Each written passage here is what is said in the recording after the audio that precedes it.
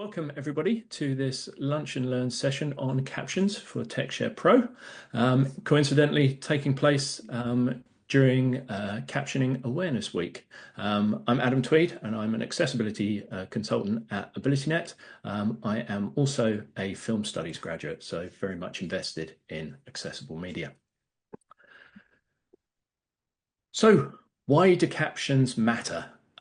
As many of you are aware, there are guidelines, the Web Content Accessibility Guidelines, or WCAG, and these contain testable statements for accessible content.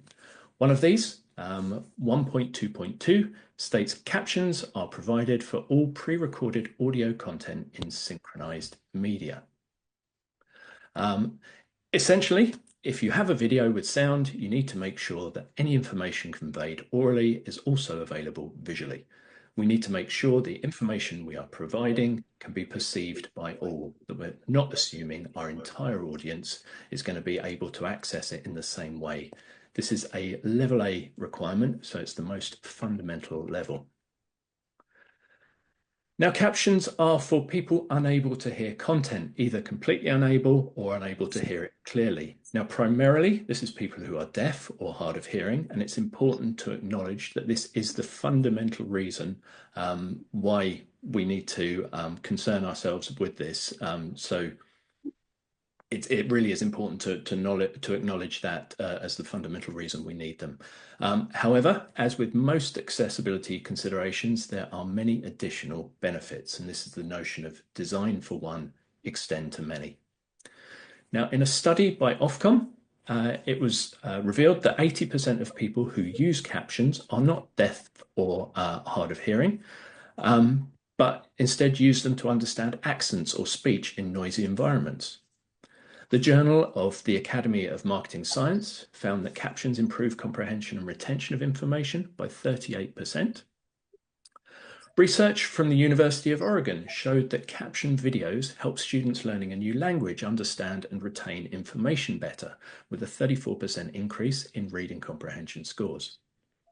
According to a survey by Verizon Media and Publicis Media, 80% of consumers are more likely to watch an entire video when captions are available, especially in noisy environments. Digital marketing firm 3Play Media reports that caption videos see a 16% increase in search traffic compared to non-caption videos. And Meta found that videos on Facebook with captions increase view time by an average of 12%. So as I say, this is not to detract from the accessibility angle, but just to highlight how accessible content is better content and benefits everyone. So what's the difference between captions and subtitles? So the first question we often get asked is this one. So fundamentally, you're not going to be misunderstood if you use one term where the other is correct. But for the sake of a definition, subtitles are designed for viewers who can hear but don't understand the language of the content. So here we've got an example of Yoda with Romanian subtitles. Or you might think of something like Lord of the Rings when the characters are speaking something like Elvish. The subtitle is provided by default as there's an assumption that a very small proportion of the audience is likely to be fluent in the language. Captions, in contrast, are designed for viewers who cannot hear the audio for whatever reason and therefore should also contain sounds. I've included an example of some permanent, temporary and situational impairments courtesy of Microsoft's Inclusive Design Toolkit. So we have someone who is deaf, a permanent hearing impairment, somebody with an ear infection, a temporary hearing impairment, and a bartender, so somebody with a situational hearing impairment, somebody in a noisy environment. Sticking with the Star Wars theme, we have C-3PO on screen with a caption that R2-D2 has just beeped cheerily, an example of the inclusion of an important non-speech sound, to which C-3PO responds, "Humph, I wish I had your confidence." Now, without sound, we're not going to get that information. And in this instance, we can't work it out from lip reading as C-3PO's mouth doesn't move.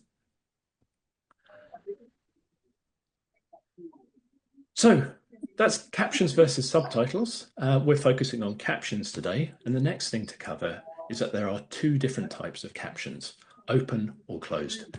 And the next question we typically hear is, should I use open or closed captions? And the answer is helpfully, it depends. Open captions are always present. They're written or sometimes referred to as burnt into the video, so they can't be turned off.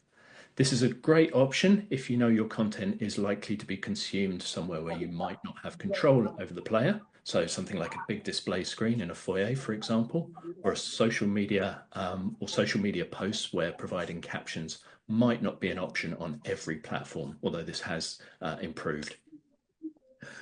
Because they're written onto the video, they will have a fixed style, so a viewer can't change their appearance, their size, or their appearance, their size, their typeface or colors to suit a personal preference, and they will also be in a fixed position. This can be beneficial, particularly if your video has action occurring on screen that would be covered by captions. You can simply move the captions to another location. Another negative with open captions is that you can only edit open captions by editing and re-exporting the original video. And even if you have access to the edit, this is often a fairly laborious process. Sorry, I'm picking up a bit of background noise, so I'm just going to mute the mics that I can still see are open. Please do let me know in the chat if that's an issue for you. Yes, so closed captions, in contrast, exist as a separate file. So this means they can be switched on and off as required. I'm sure most of us have rewound a film several times when we've failed to hear some mumbled but seemingly important dialogue, and on our fifth attempt have resorted to switching on the captions. As a separate file, the captions can be styled to suit a viewer's reading preferences, so a preferred typeface, color, or size. As a text file, generally speaking, closed captions are very easy to edit, so anyone with Notepad should be able to amend them. The downside is not every player is able to use closed captions, and there is not a universal captioning format, so some players will only accept certain formats.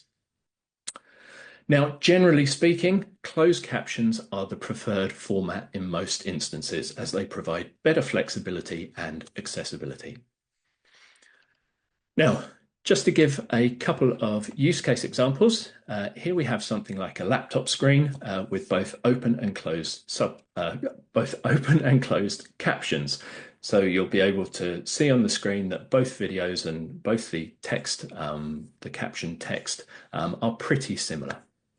Now, if we were to take that video and view it on a smaller device, like a mobile phone, you can see how the closed caption option on the left will scale to an appropriate size for the device, or according to the user preference, but the open captions burnt into a video are going to shrink down to the point that they're unreadable. So moving on to the caption file itself. I wanted to just have a quick delve into what a closed caption file actually looks like. So here we have a screenshot of a caption file. This is an SRT format, and we'll come to formats in a second. So essentially, a caption is just time-coded text. So in terms of how it's broken down, we have the number of the caption in the sequence, which can be a bit of a pain if you want to edit them manually or split a caption into two. You then have to reorder all those numbers in that sequence, which for a film can be pretty time consuming. We have the time code in hours, minutes, seconds, and milliseconds when we want the caption to appear and when we want it to disappear. We have the caption text itself, and then we have a blank line that separates the next entry. And this is important, as without that blank line, the next entry is misinterpreted as additional caption text, and you get a whole load of gobbledygook appearing on the screen. Now, there are many different captioning formats, and the format you use is usually dictated by the platform you're transmitting your content in. Here I've selected a couple of the more commonly used, so these are the subrip or SRT files and WebVTT or VTT files. SRT is a nice simple format that's accepted by most players. They can be edited with a simple text editor such as Notepad, but their simplicity is also a bit of a limitation, as there's very little additional styling you can apply, and which players will display this styling once you do have it in place. VTT is also a fairly simple format that can be edited with Notepad again, and the example here is very similar to the SRT example. VTT was developed from SRT, and as its name suggests, was developed for displaying captions on web content, but it is a format that's also accepted on platforms such as YouTube and Vimeo, as well as a host of standalone players like VLC. VTT is also the file format that PowerPoint now accepts. VTT will also accept some complex styling, such as color, position, so you can move them out the way of any on-screen action. They'll also accept things like text direction. You can code a file so that captions from different speakers have their own unique appearance, and you can do this in the metadata of the file rather than line by line, although styling options are still somewhat dependent on the player your video is going to be viewed in. As I say, the choice of caption format is often out of your hands. Given a choice, I've tended to opt for VTT simply because it's widely accepted across different players, and as a simple version, it's no different from SRT really, but you do also have that scope to add complexity.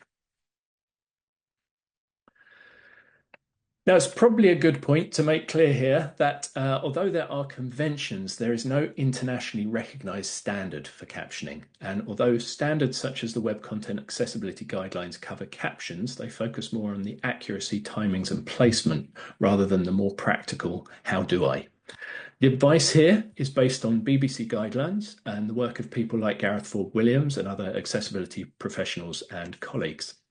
I should point out that even these conventions might contain multiple ways of representing things. So in these cases, I've selected the one I consider most accessible across the majority of platforms and environments. So for example, music can be presented using square brackets or musical note symbols, but I know that even the most basic text editor is going to have square brackets, so I've selected that as the convention to present. I hope that makes sense. I'm going to, again, while I remember, pop the stream text link in the chat again. But now I've got some videos to play. These are captioned. So if you're using the inbuilt captions, you might want to turn them off. I believe our captioner is going to pause captioning anyway. Otherwise, you'll end up with captions on captions. So just to move on to the video now. Limit the number of captions that you show on screen at any one time to no more than 2 lines. Any more than that, and it's going to be difficult to read, and you're going to start obscuring your on-screen image.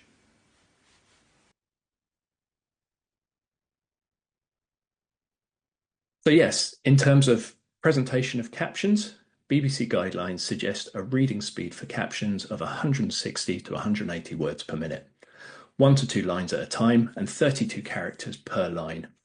This can vary a little bit, but it's typically capped at 42 characters. Any more, and you risk obscuring too much screen, as well as potentially presenting people with too much to read. Now, lots of video editors are going to calculate this for you and show you when the number of words exceeds your character limit. But a more practical guide is to try and keep pace with the spoken audio as best you can, maybe breaking up captions into a short sentence and a couple of longer sentences that then follow that on-screen dialogue more closely. Which leads us to the second point here and another video. Try and keep your captions reasonably synced to the speaker and the pauses in conversation. Try not to let them run ahead or run too far behind. I should also say these are deliberately pointing out the mistakes. So yeah, try to stay in sync. Sometimes, particularly if you're editing video, captions can slip out of sync, and it's probably less than about a second's difference that can make reading, if you're also listening to the audio, particularly jarring. If there's an instance where the spoken audio exceeds the time that you have available, allow captions to linger. Don't present them early in order to get to a cut point. Now, the next couple of points are more along the lines of an equitable experience for everybody. Let me just admit a couple of people. And another cringy video. So, ladies and gentlemen, it troubles me to say that the killer is none other than, yeah, John. So yeah, don't kill the suspense. With captioning, remember that you can build suspense by delaying a caption or ruin it by presenting it prematurely. Think about things like The X Factor or Who Wants to Be a Millionaire. How would that be if you had the winner or the correct answer presented immediately? I mean, okay, there are instances where the excessive build-up might be nice to shortcut, but you get my point there.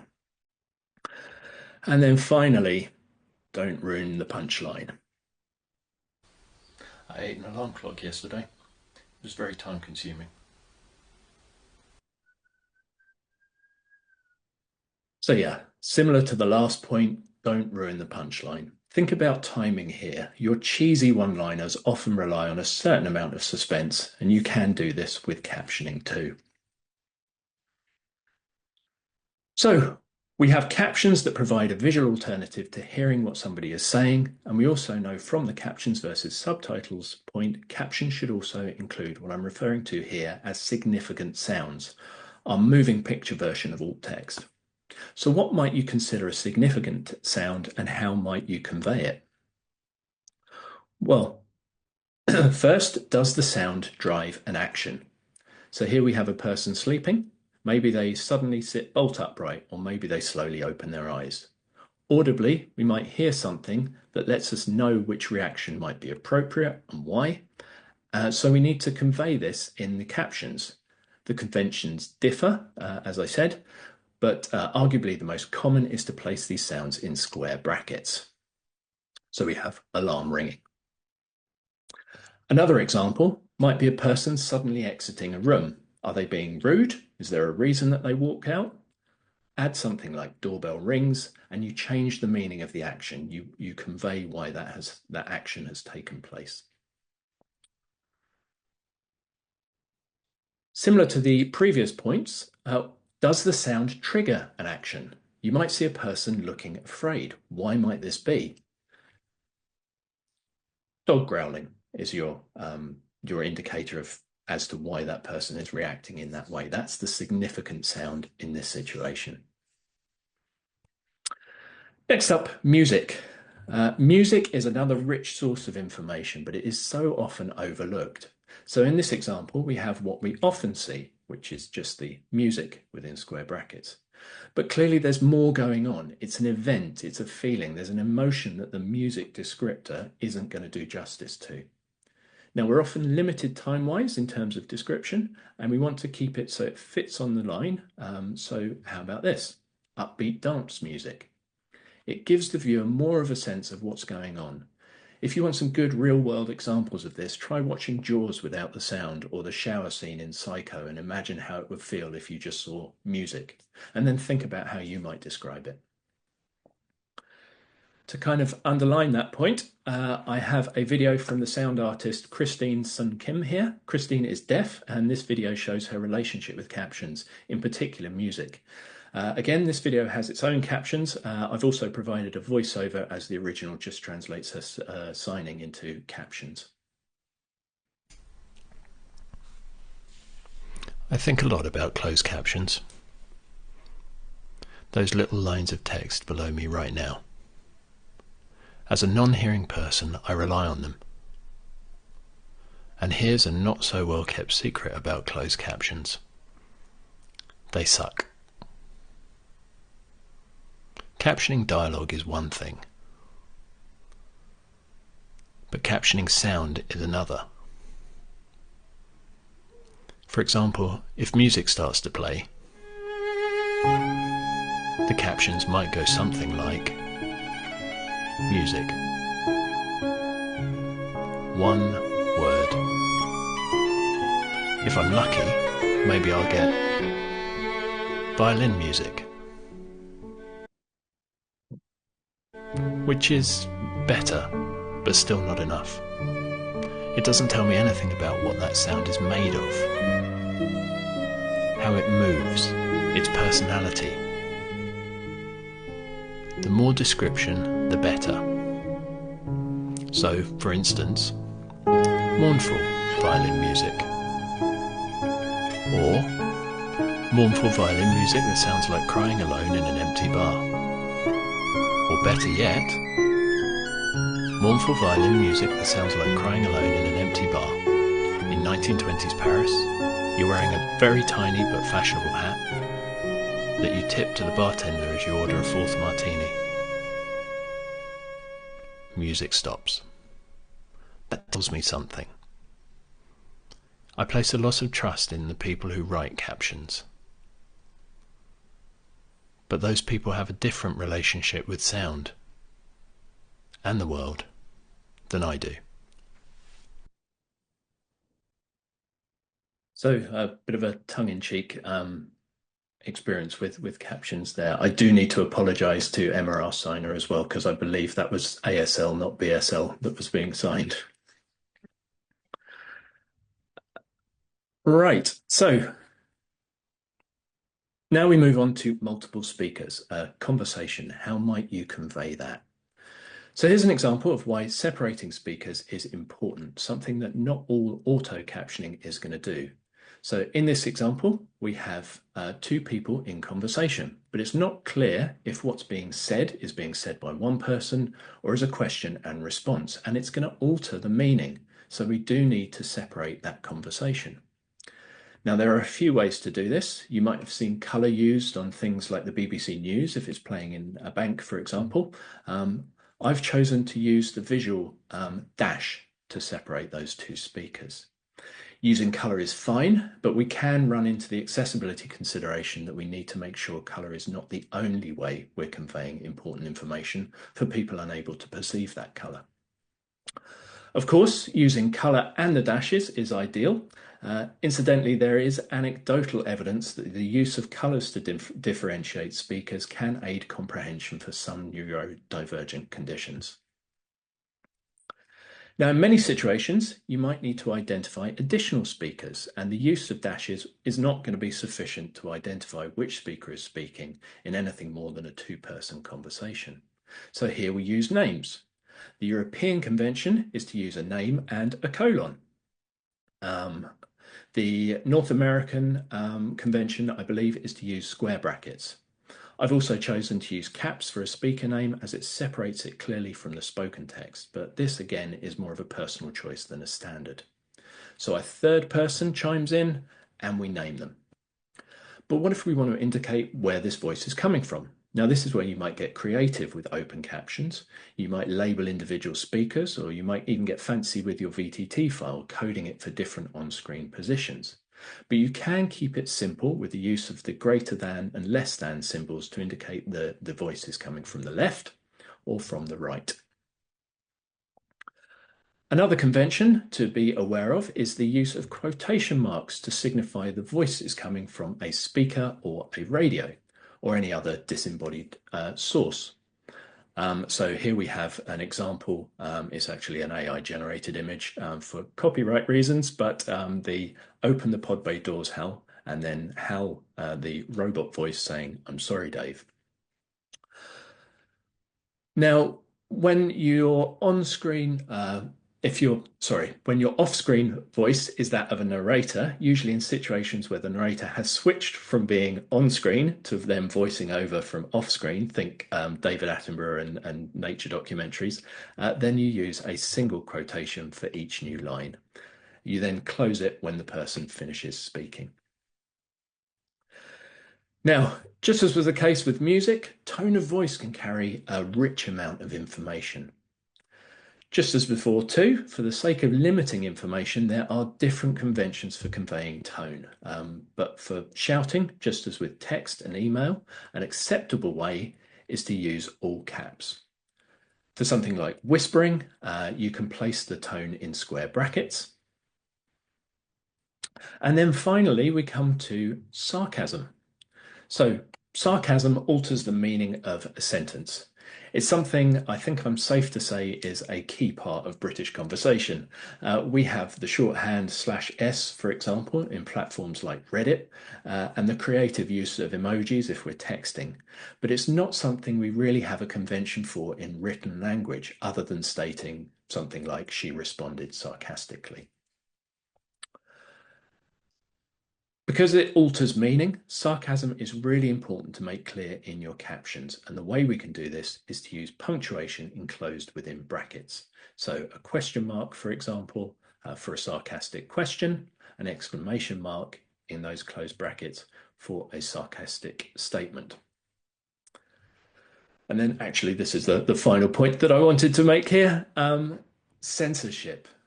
It can be difficult if you're captioning content and somebody uses a term you might not be comfortable with. So, for example, when it comes to swear words, I don't tend to bat an eyelid, so I can echo the BBC advice here to be faithful to the audio. But would I feel so comfortable if I had to caption someone using a racial slur, for example? It's a nuanced argument, but essentially we need to provide an equitable experience. So if a word is audible, we include it in the captions, even if that might make us feel a little bit uncomfortable. If, however, the audio is dropped out or bleeped, we can reflect this.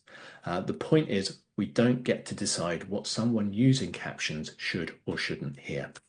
So be faithful to the audio. Don't edit short words, names, mistakes, or swear words if they're included in that audio. I've included a blog by a woman called Sveta from Audio Accessibility that goes into detail and also uses the same example I've used here, along with the various options for what the censored word might be. So we've got a couple of characters on screen and what a pair of, and the word has been blanked out, but of course the term we're looking for here is dorks. So yes, you'll get that with the slide deck that comes with this. And with that, all I can say is thank you very much for attending this session. You can find out more about our training at abilitynet.org.uk/training, including our full session, how to produce accessible videos, which includes things like audio descriptions, signing, transcripts, that sort of thing. So thank you for coming. And are there any questions or any discussion points, for example, you might have? You should be able to unmute, I believe. Please do feel free if you've got other sessions that you'd like to get going and attend to hop off and get on with those. Do enjoy the rest of TechShare Pro today. Hopefully I'll see you tomorrow. Please do submit any questions now. So we've got one coming. What advice would you give for different speakers speaking in multiple languages? Crikey. Normally you would caption the language they were speaking in. The other key things to remember are being truthful to the language itself. So if you're using regional accents, you can reflect that in the captions that you're using. But basically, if it's a foreign speaker, then you would be captioning that with the language that they were speaking.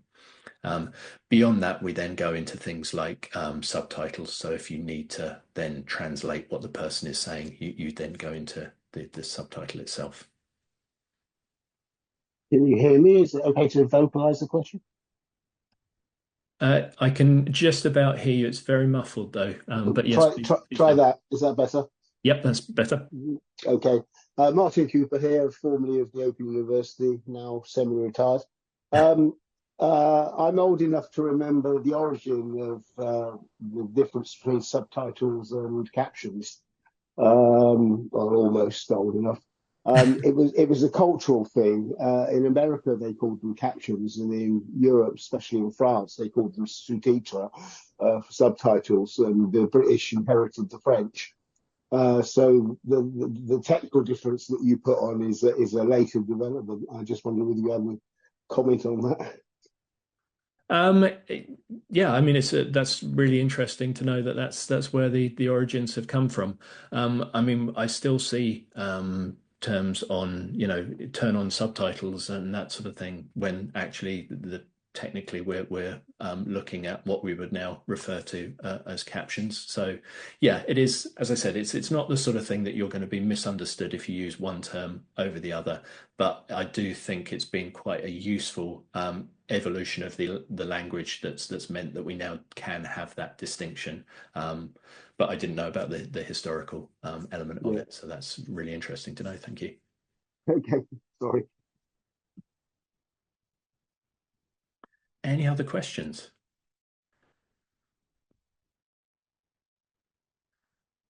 Only access to the file formats required for captioning.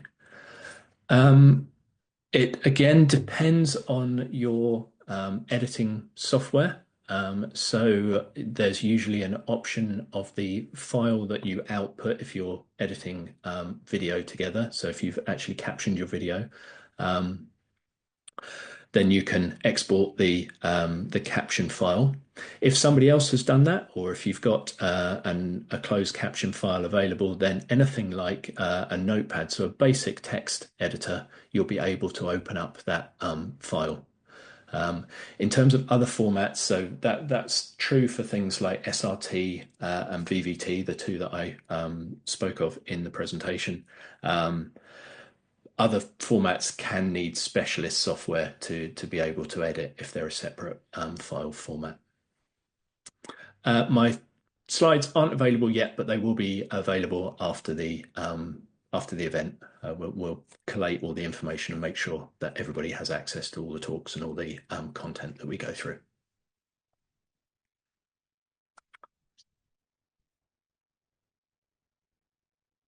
So I hope that answered your question, Rachel, on the formats required. And thank you, everybody, for attending today. I can see people are starting to drop off. Do enjoy the rest of TechShare Pro. Like I say, really looking forward to hopefully meeting some of you tomorrow. Yeah, enjoy the rest of what is a fantastic event. Thank you. Good session. Thank you.